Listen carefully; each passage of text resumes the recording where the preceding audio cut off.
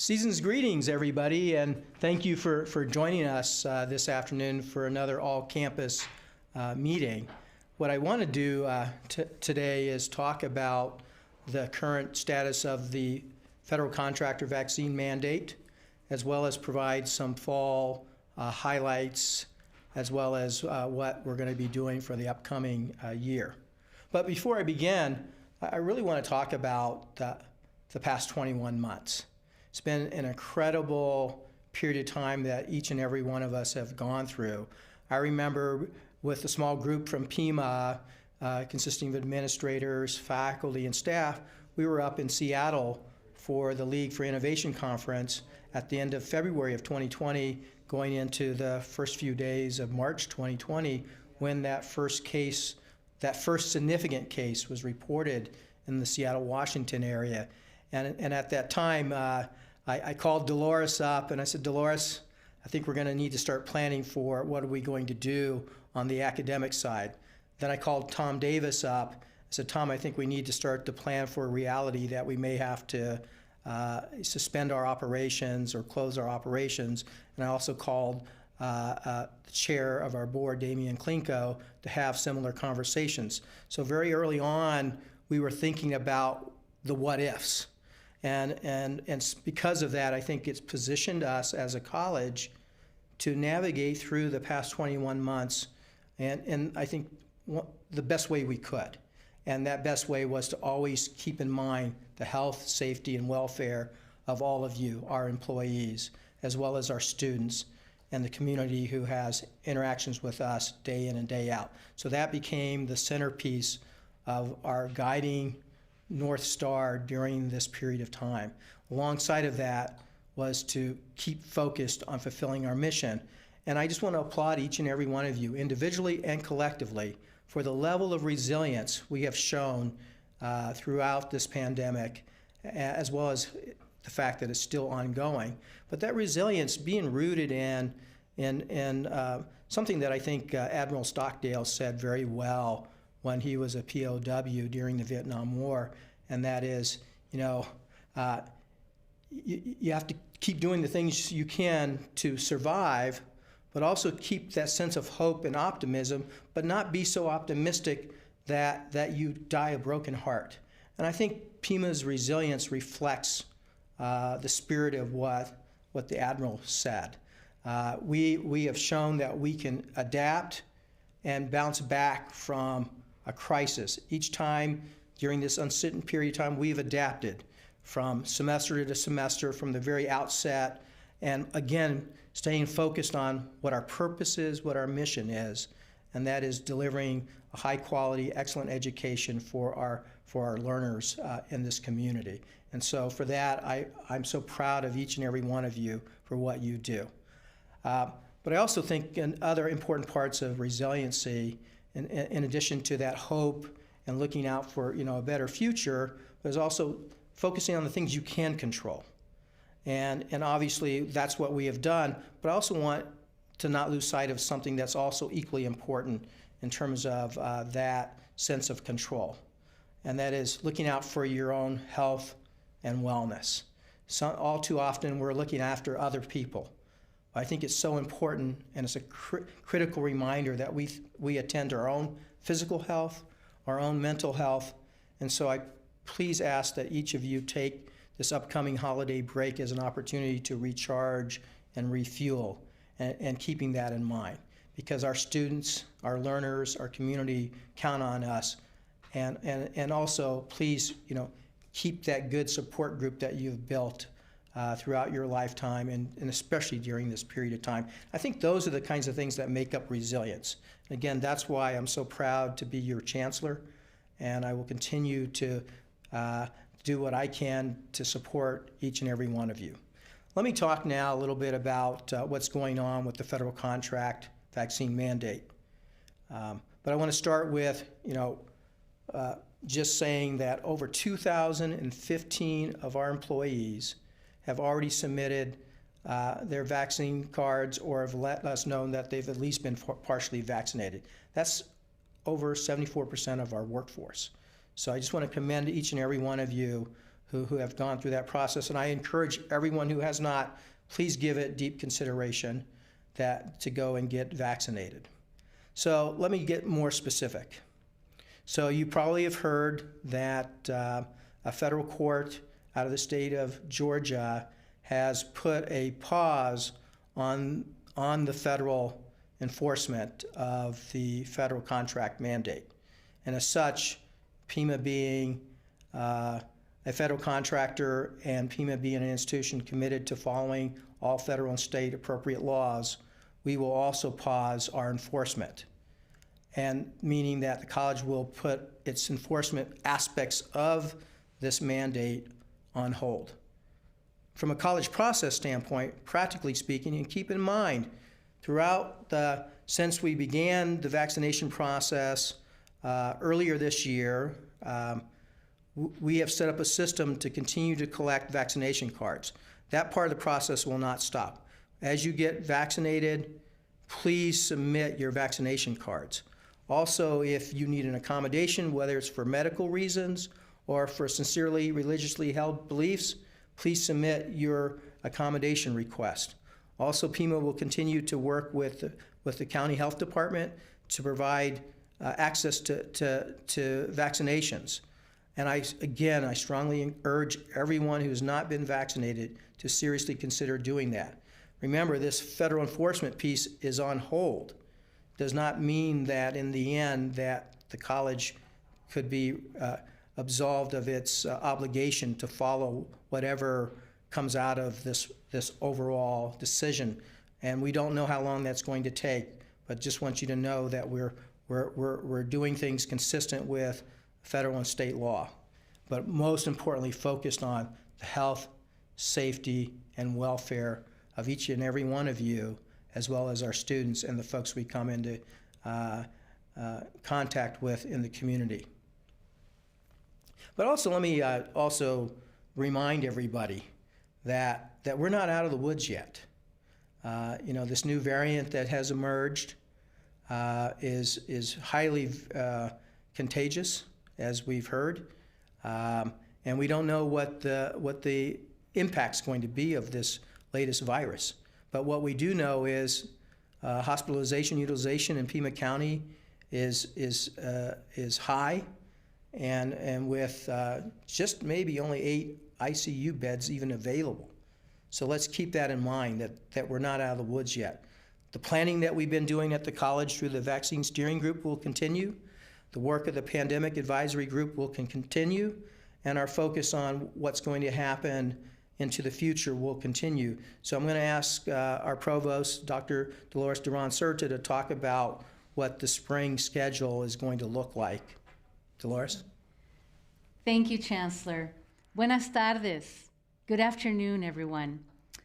I want to also thank you for this past 21 months that we've been going through, how we've been collaborating and collectively helping our students in our community get through this difficult time. Chancellor, I'd like to thank you for your leadership and support to all of us, from our students to faculty to staff to everyone in the community as well. And of course, our board, who also supported us through all of the new processes that we had to create to keep our students and our employees safe. I'd like to thank the ELT, Academic Affairs, the Provost Executive Team, Student Affairs. We collaborated very much so with Student Affairs and making sure everything is appropriately handled with our students, also with workforce. And in particular, I'd like to thank the deans, the faculty, the staff, the advisors, the counselors, and also know that I work very closely with David Dore's team. We collaborate all the time, and so we made sure that we were aligned in what was offered in the schedule with what's available at the campuses as far as services are concerned, and he will be going into detail with that later today. I'd like to start off with a quote from Eleanor Roosevelt that I think applies to what we've been through and what we're going through. She said, "It is better to light a single candle than to curse the darkness." So the past 21 months, we were in the dark. not only the global pandemic, but racial inequities, social unrest. And all of us had our candles, more like iPhone flashlights, but we had our lights and we lit them and we came out of the darkness. So I want to thank you all for that.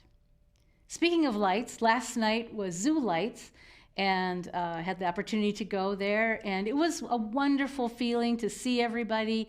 It was like a PIMA reunion of sorts. So I was very happy to see all of our employees there and enjoying the lights and being together again in person, safely, of course. All right, I'd like to talk about the spring schedule. If we could please put the first slide up.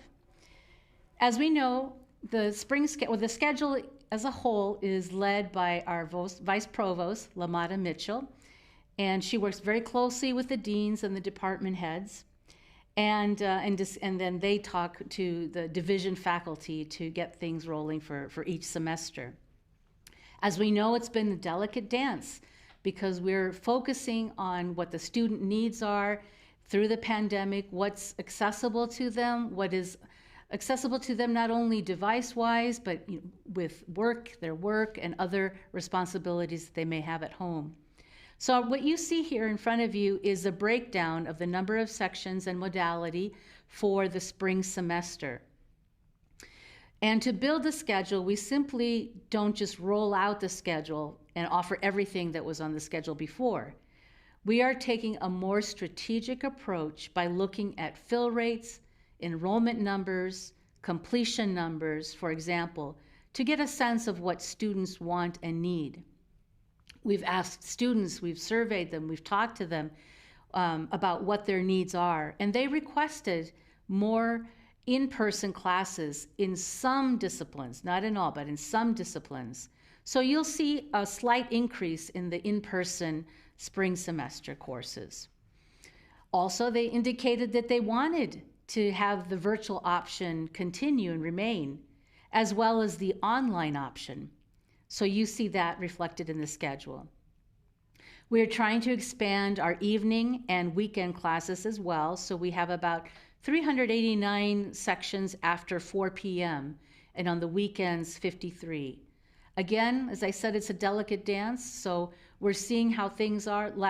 In August, when we thought we had a more solid schedule, then the Delta variant happened. So we ended up, even though we had offered more classes in person, we had to cancel some because of that threat.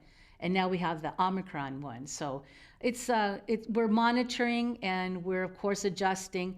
We did for the spring have more of a lean schedule because it's easier to add on. So when we see that about 70% of a section is filled, then we open another one.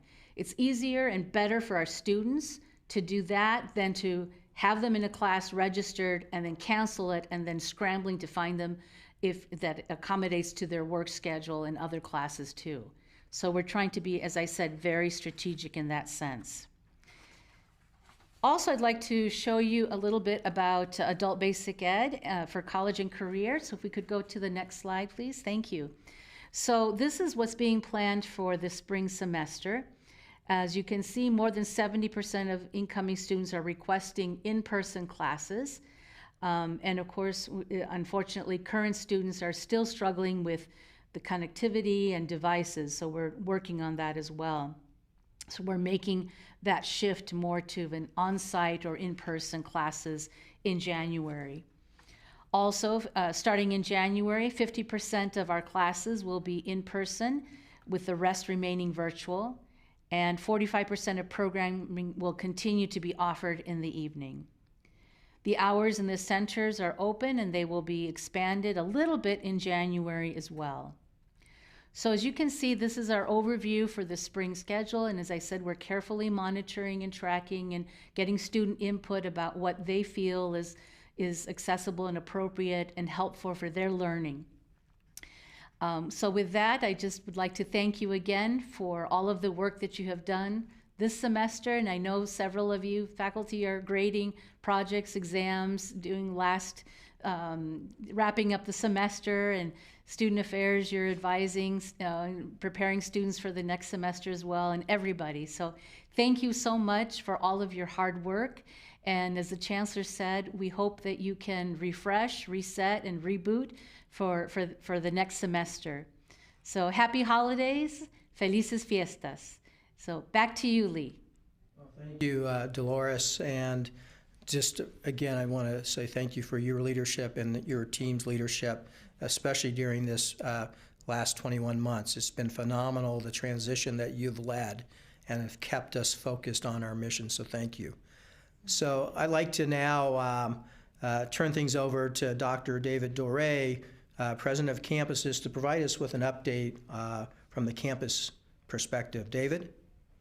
Hello, thank you, Lee. And I want to echo your appreciation and really applauding each one of our employees for the incredible innovation and entrepreneurship that I certainly have seen over the last 21 months. And I also want to give a special appreciation. There's some of our employees never actually left campus and stayed remote, and that included our facilities team, that included many in our IT team, and of course our campus police, who have really been throughout this whole thing physically present on our campuses.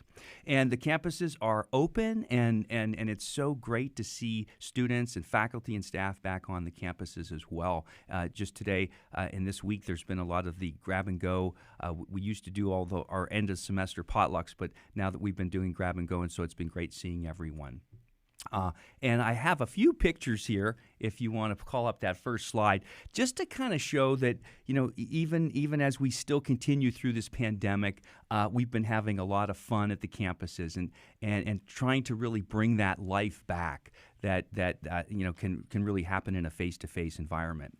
But one of the things that we really have learned, and this is where we put a lot of focus this year, is that so many of our students have really been struggling with financial stability this year.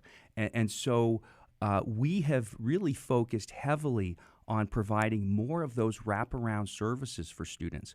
I'm so proud to say that we have been awarded a Child Care Access Grant that will provide $285,000 per year for us to support our parent students, to give them extra services, to give them stipends, for childcare and so forth.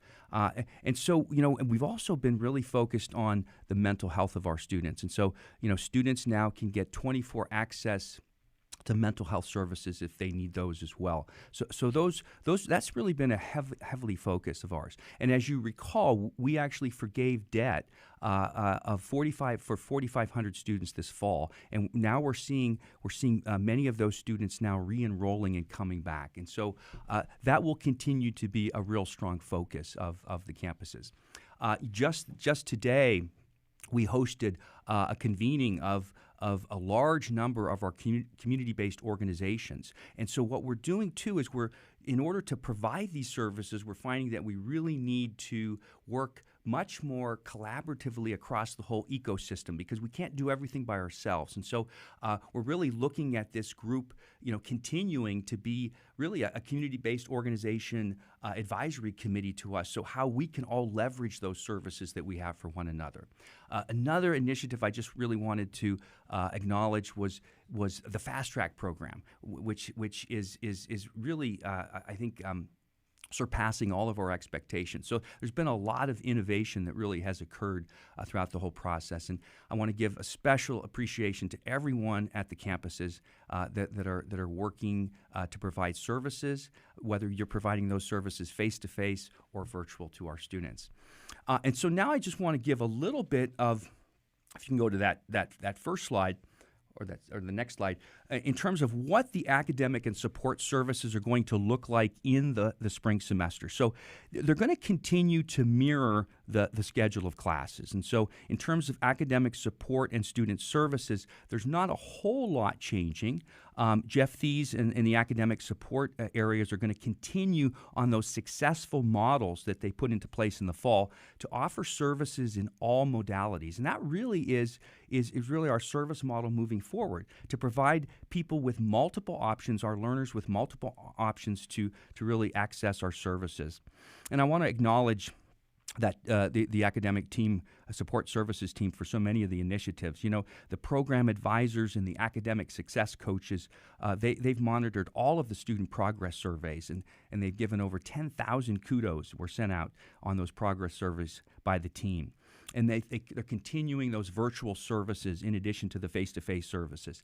And they will continue to offer free student success courses.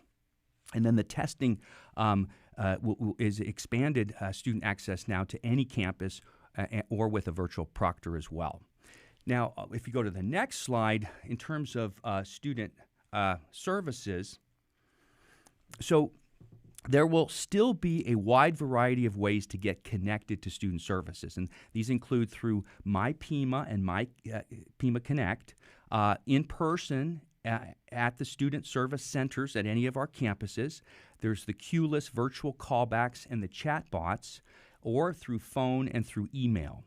Now, for new students, enrollment advisors are available to assist new students with the admissions process, creating their first semester schedule, registration, and assisting continuing students with general registration and advising services. And again, in-person appointments and virtual callbacks and walk-in services will be available to all students. Students can meet with an enrollment or a financial aid advisor for help at a campus of their choice, and enrollment and financial aid appointments will still be available through the QLIS system as well. And then student services hours are posted on our website as well. Now, for current students, based on the student's program of study, program advisors and counselors, they offer 30-minute appointments to help with advising, registration, and creating My Degree Plan and graduation, and a whole lot more services. And program advising appointments are available through PIMA Connect in My PIMA. And counseling support, as I mentioned earlier, for students during business hours or for 24/7 through our student wellness program. And then access and disability resource services will continue to provide service to students by appointment or through virtual office hours as well. And I really want to acknowledge the tremendous work that Student Affairs has done over these last 21 months as well. You know, they really have worked diligently on enrollment strategies. You know, all of these new services. We've seen such innovation in terms of adapting our services as well, and they have served thousands and thousands of students in really remarkable ways. Now, the final thing I want to talk about, and that's our final slide, is what are the protocols for the spring semester going to look like? Now, the campus vice presidents, they oversaw the return to campus at the beginning of the fall, and I really want to thank each of them for their leadership at the campuses and all of our site leaders who worked really closely with IT and police and have served as campus resources for COVID-19 concerns. Now, specific to the campuses and to all of our sites, the mask wearing will continue. In-person events will continue to be capped at 50, except for those larger venue areas, which we are capping at 75% capacity. We'll continue the employee and travel procedures. We will continue the COVID-19 protocols in terms of reporting. And please ask your supervisor or your campus vice president or site supervisor if you need help with any of those. Now, more recent things that we're looking at is in the spring we will be doing rapid testing, and so we're getting geared up for that. We're also looking very closely at arts and athletics and looking at testing for those areas as well.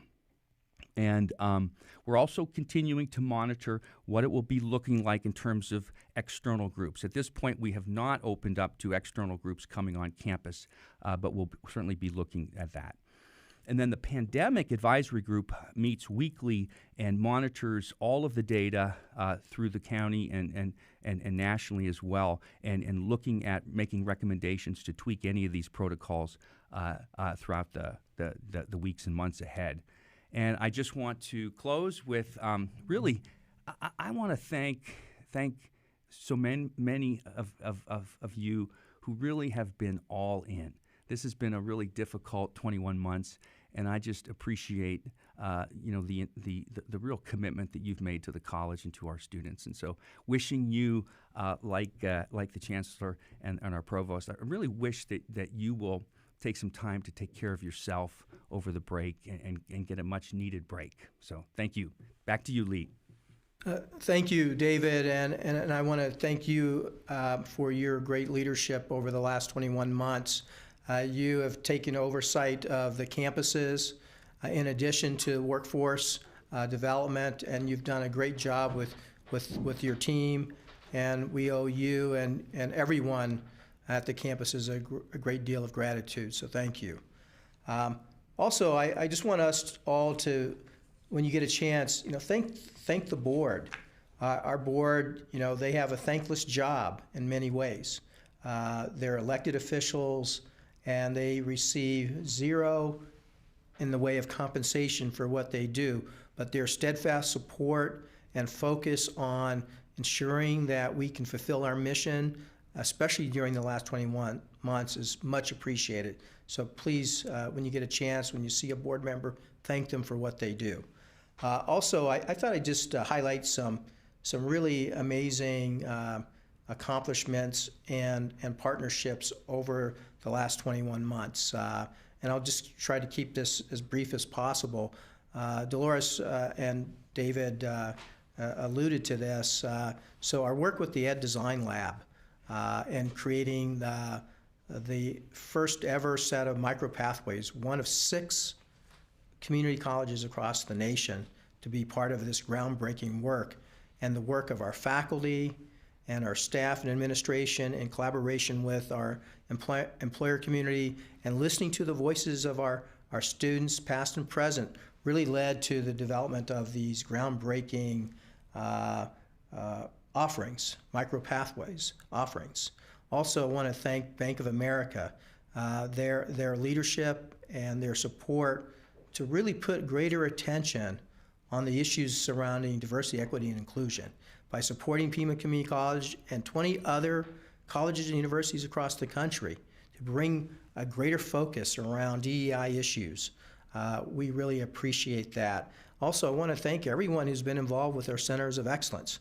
Unlike some places across the country, we didn't stop our work. We continued, and because we've continued, we were able to open up the finest automotive center in the state of Arizona, and I would argue across the southwest region of our great United States, and certainly, and I could argue that it's among the finest in the country. And so I want to thank the faculty, the staff administration for the work they did to make that reality come true for us. But it was also true for our folks over in IT cybersecurity. We've opened up a tremendous new space in that area and had a nice ribbon cutting there. We're doing so many other exciting projects as we speak. And so if you get a chance, please go and see these places. They are part of what is great about Pima, that we have a future forward focus for our learners. And as we start to shift the language, right, from student to learners, because it's really a recognition and respect to all individuals who come to us to realize they already come with a set of experiences. They already come with a set of competencies, knowledge, skills, and abilities. They're not empty vessels who come to us waiting to be imparted knowledge. They already bring that forward. Our challenge is working with them, meet them where they're at, and continue to sharpen and help them hone what they bring to the table and learn from them as well. In the end, we're all learners. I also want to, shout out to Pima Online, the recent announcements of the awards that Pima has received. Kudos to all of you. Also, I want to say kudos to all the programs going all the way back to February of 2020 when Pima won the National Bellwether Award for its work in developmental education. Thank you to Jeff Thies, Nina Corson, all the math faculty, and everyone involved in bringing about that great level of success. That was a major significant turnaround for the college, very visible. And then that following year to have probably the single most nominations for a Bellwether Award of any community college in the nation, maybe arguably in the history, is another testament to the great work that's been happening across the college. And again, this year, we are up for 2 more Bellwether possibilities there. Also, I want to thank our post-bac faculty and Michael Parker. I mean, we've seen a downturn, but they're seeing significant recovery now of that program, and that's again the testament to our faculty staying focused and meeting the needs of our community. Thank you for that. And there's so many other programs I could do the same thing with, and unfortunately I don't have the time to do, but I just want you to all know that I do hear about what's going on at the campuses, in the classrooms, and that I recognize the great work that's being done. And when I get a chance, I love talking about it, whether it's here within the college, in the community, or across the nation. Also want to thank the provost for launching the Breaking Barriers Task Force. Been a significant part of our commitment to social justice and diversity, equity, and inclusion, and that ongoing commitment that we've had pre-pandemic and throughout the pandemic, and certainly as we move through to the other end of the pandemic. And then just recently, we shared the outline at the recent board meeting that happened this week around our climate plan. I'm so excited that we're going to bring a greater intentionality and strategy around addressing the climate issues in our community specifically, but across the nation. And I think PIMA is a leader in that, and we're going to continue to be a leader in that. And I'm so grateful to the board for approving our partnership with Train Company to launch an integrated energy management program. And a big part of that is really making sure that we have the most up-to-date, modernized facilities, and then to use those facilities as a learning, living lab for students, for incumbent workers, so that we are making sure that we not only addressing the climate challenges, and facilities is a big part of that, but also using it as an opportunity to skill folks, reskill and upskill folks, to be working professionals in this growing area of energy management. So those are just some of the many exciting things that have happened over the course of the last 21 months, and will continue to happen in many positive ways as we move through and into the future. But also, as you hear me talk about, and you've heard me talk about in the past, we truly live in a volatile world, a volatile, uncertain, complex, ambiguous world. I think we all understand that now in a way that we never probably would have ever understood it if we hadn't been living through this once-in-a-lifetime crisis. But just know, as we work through that VUCA world, that it's with a vision, and that we're trying to do our best to be understanding, and do our best to continue to engage all of you, and to bring compassion, and just continue to work together. Because in the end, we get through this together. And I really want to emphasize that. We get through this together. And because of that, we've done tremendous things. And last night, I think, really showcased the best of PIMA. Myself, I know Dolores was there, our board chair was there, board member Garcia was there, and many others were there last night as we welcomed so many of our PIMA family to the zoo last night. It was great to see people I hadn't seen over the last 21 months, except for on those little boxes on the Zoom screen or in the Google Meets. So it was just great to see all of your smiling faces. And I look forward to when we can all see each other in that same way into the future. So please have a great holiday season. Remember to focus on your health and wellness. Please celebrate with your families. And stay safe, and happy holidays.